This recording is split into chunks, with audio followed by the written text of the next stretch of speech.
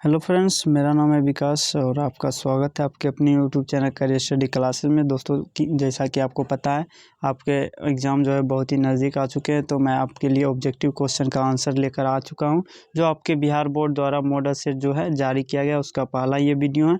इसी तरीके से नए नए वीडियो आते रहेंगे तो चैनल को सब्सक्राइब कर लीजिएगा, ठीक है।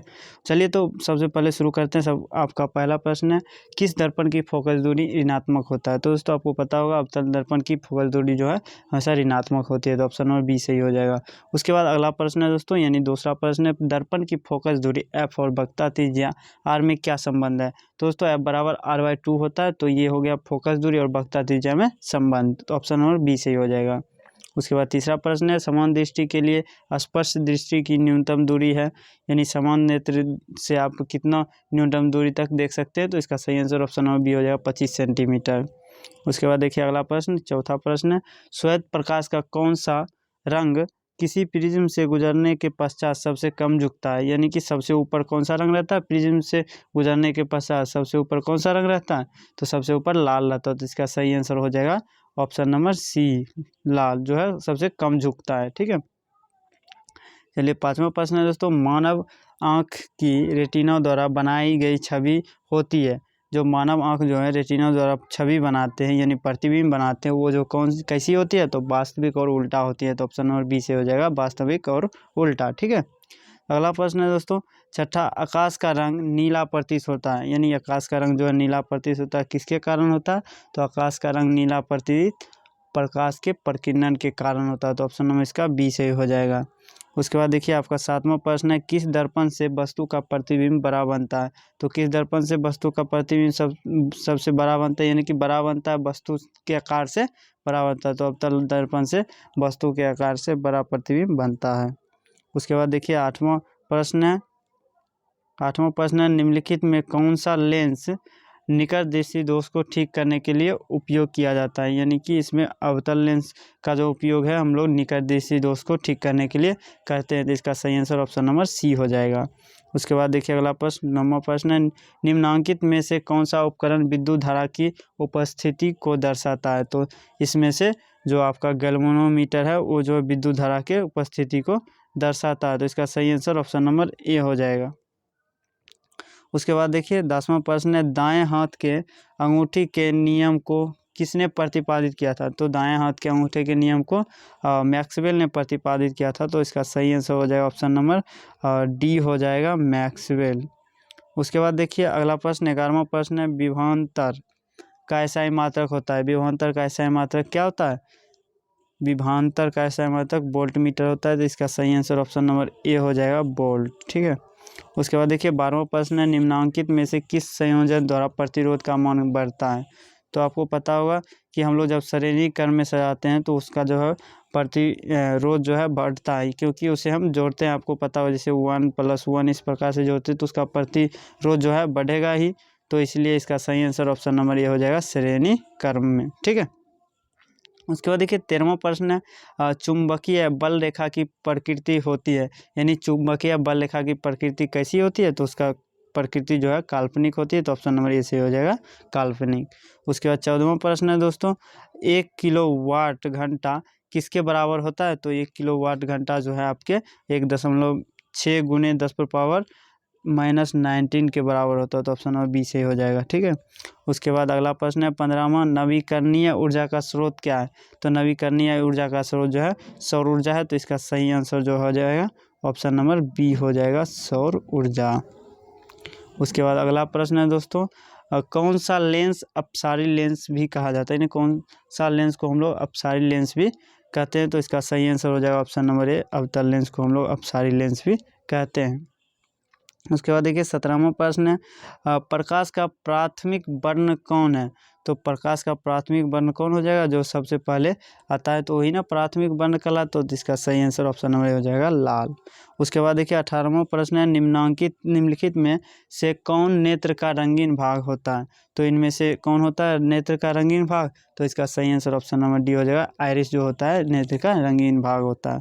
उसके बाद देखिए 19वां प्रश्न है, 1 HP बराबर होता है, 1 HP बराबर जो होता है आपका 746 वाट होता है, तो इसका सही आंसर ऑप्शन नंबर ए हो जाएगा, 746 वाट। उसके बाद देखिए 20वां प्रश्न है, विशालक शीशा मैग्नीफाइंग ग्लास, यानी मैग्नीफाइंग ग्लास जो होता है वो कौन से लेंस का बना हुआ रहता है, तो वो जो है एक उत्तल लेंस का बना हुआ रहता है। इसका सही आंसर ऑप्शन नंबर बी हो जाएगा, उत्तल लेंस। आप लोगों को पता नहीं होगा मैग्नीफाइंग ग्लास, तो मैं बताता हूँ। जैसे आप लोग कोई स्टामर बॉक्स खरीदते होंगे तो उसमें आप देखते होंगे कि एक लेंस सा रहता हुआ बना, जिसे हम लोग मैग्नीफाइंग ग्लास कहते हैं। ठीक है, चलिए उसके बाद अगला प्रश्न 21वां प्रश्न दोस्तों, जब किसी चालक तार से विद्युत धारा प्रवाहित होती है तो गतिशील कण होते हैं, उनमें से गतिशील कौन कौन से होते हैं, इलेक्ट्रॉन। तो इसका सही आंसर ऑप्शन नंबर डी हो जाएगा, इलेक्ट्रॉन। उसके बाद देखिए 22वां प्रश्न है, एम्पियर घंटा मात्रक है। एम्पियर घंटा किसका मात्रक है, तो इसका सही आंसर हो जाएगा आपका एम्पियर घंटा जो है शक्ति का मात्रक वाट हो गया, आवेश हो गया आपका कूलम, ऊर्जा का जूल। तो इनमें से कोई नहीं हो जाएगा क्योंकि इनमें दिया हुआ ही नहीं है। ठीक है, उसके बाद देखिए 23वां प्रश्न है, निम्नलिखित में कौन सा मात्रक वाट के बराबर होता है, यानी कि जूल प्रति सेकेंड जो होता है वाट के बराबर होता है। इसका सही आंसर ऑप्शन नंबर ए हो जाएगा। उसके बाद 24वां प्रश्न है, विद्युत धारा का मात्रक है। तो विद्युत धारा का मात्रक कौन सा हुआ, एम्पियर। तो ऑप्शन नंबर ए सही हो जाएगा आपका, एम्पियर। उसके बाद देखिए 25वां प्रश्न है, ग्लोबल वार्मिंग के लिए उत्तरदायी गैस कौन है। तो ग्लोबल वार्मिंग के लिए उत्तरदायी गैस CO2 होता है। तो इसका सही आंसर हो जाएगा ऑप्शन नंबर सी, CO2। उसके बाद अगला प्रश्न है 26वां प्रश्न, शरीर में भोजन का पचना किस प्रकार की अभिक्रिया है। तो शरीर में भोजन का पचना जो है उपचयन अभिक्रिया। तो ऑप्शन नंबर डी सही हो जाएगा, उपचयन अभिक्रिया। ठीक है, उसके बाद देखिए 27वां प्रश्न है, कली चूना पर जब जल डाला जाता है तब अभिक्रिया होती है।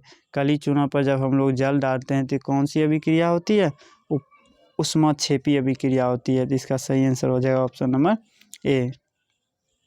उसके बाद देखिए 28वां प्रश्न है, निम्नांकित में कौन सा सबसे अधिक अभिक्रियाशील है। तो इसमें देखते हैं सबसे अधिक अभिक्रियाशील कौन सा है। तो इसमें तो कॉपर दिख रहा है सबसे अधिक अभिक्रियाशील। तो इसका सही आंसर जो हो गया CU हो जाएगा, कॉपर। उसके बाद देखते हैं 29वां प्रश्न है, चूना जल का रासायनिक सूत्र है। तो चूना जल का रासायनिक सूत्र क्या होता है, चूना जल का रासायनिक सूत्र CaOH का होल्टेज। ऑप्शन नंबर डी हो जाएगा। ठीक है, उसके बाद देखते हैं 30वां प्रश्न है, कोई बिलियन लाल लिटमस पत्र को नीला कर देता है तो उसका pH मान होगा। तो लाल लिटमस पत्र को अगर नीला करेगा तो उसका pH मान 7 से अधिक होगा। तो इसमें जो 2 दिया हुआ है तो इसका सही आंसर हो जाएगा ऑप्शन नंबर डी, ए और बी दोनों। ठीक है, उसके बाद देखते हैं 31वां प्रश्न है, एल्काइन में कार्बन कार्बन के बीच कितने सहसंयोजक बंधन होते हैं। तो एल्काइन में कार्बन कार्बन के बीच 2 सहसंयोजक बंधन होते हैं। तो ऑप्शन नंबर बी से हो जाएगा। उसके बाद 32वां प्रश्न है, ग्लूकोज का आणविक सूत्र क्या है। तो ग्लूकोज का आणविक सूत्र C6H12NO6 होता है। तो ऑप्शन नंबर ए से ही हो जाएगा। उसके बाद देखिए 33वां प्रश्न है, उच्च बसीय अम्लों के सोडियम लवण कहलाते हैं। तो उच्च बसीय अम्लों के सोडियम लवण जो है साबुन कहलाते हैं। तो ऑप्शन नंबर ए होगा, साबुन। उसके बाद देखिए 34वां प्रश्न है, सिंगल बॉन्ड CHO अभिक्रियाशील मूलक को कहते हैं। तो सिंगल बॉन्ड CHO अभिक्रियाशील मूलक को कहते हैं एल्डिहाइड। तो ऑप्शन नंबर ए सही हो जाएगा, एल्डिहाइड। उसके बाद 35वां प्रश्न है, आवर्त सारणी के किसी आवर्त में बाएं से दाएं जाने पर तत्वों की परमाणु त्रिज्या। तो परमाणु त्रिज्या जो है घटती है। तो ऑप्शन नंबर ए सही हो जाएगा, घटती है। उसके बाद देखिए 36वां प्रश्न है, निम्नांकित तत्वों को उसके अधातु गुण के अनुसार बढ़ते क्रम में सजाए। तो यहाँ पर कुछ तत्व दिए गए हैं, उसे बोल रहे हैं कि बढ़ते क्रम में उनके जो अधात्विक गुण है उसके अनुसार बढ़ते क्रम में सजाने के लिए। तो इनमें से सही हो जाएगा आपका बी। हाँ, बी जो है बढ़ते क्रम में सजाया गया है। उसके बाद देखिए 37वां प्रश्न है, सिलिकॉन क्या है। सिलिकॉन दोस्तों जो है एक उपधातु है। तो इसका सही आंसर जो होगा ऑप्शन नंबर सी हो जाएगा, सिलिकॉन एक उपधातु है। उसके बाद देखिए 38वां प्रश्न है, निम्नांकित में कौन सा विद्युत धनात्मक तत्व है। तो इसमें से विद्युत धनात्मक तत्व कौन सा है। तो इसका सही आंसर ऑप्शन नंबर सी हो जाएगा, Na, यानी सोडियम जो है विद्युत धनात्मक तत्व है। उसके बाद 39वां प्रश्न है दोस्तों, टिहरी बांध का निर्माण किस प्रदेश में किया गया था। तो दोस्तों टिहरी बांध का निर्माण जो है उत्तर प्रदेश में किया गया। तो इसका सही आंसर ऑप्शन नंबर ए हो जाएगा, उत्तर प्रदेश। उसके बाद 40वां प्रश्न है दोस्तों, निम्नांकित में किस धातु को केरोसिन तेल में डुबा कर रखते हैं। तो आपको पता होगा इनमें से मैग्नीशियम देखिए और सोडियम, पारा और टंगस्टन, तो इनमें इसका सही आंसर ऑप्शन नंबर बी हो जाएगा। सोडियम को जो है हम लोग केरोसिन तेल में डुबा कर रखते हैं और पोटेशियम को ही हम लोग केरोसिन तेल में डुबो कर रखते हैं। तो आज के लिए इतना ही, मिलते हैं अगले वीडियो के साथ। इसके बाद 41 से क्वेश्चन को शुरू करेंगे और ST तक ले जाएंगे, यानी कि 40 क्वेश्चन और बचे हुए तो अगले पार्ट में मैं बता दूंगा। तब तक के लिए जय हिंद, मिलते हैं अगले वीडियो के साथ।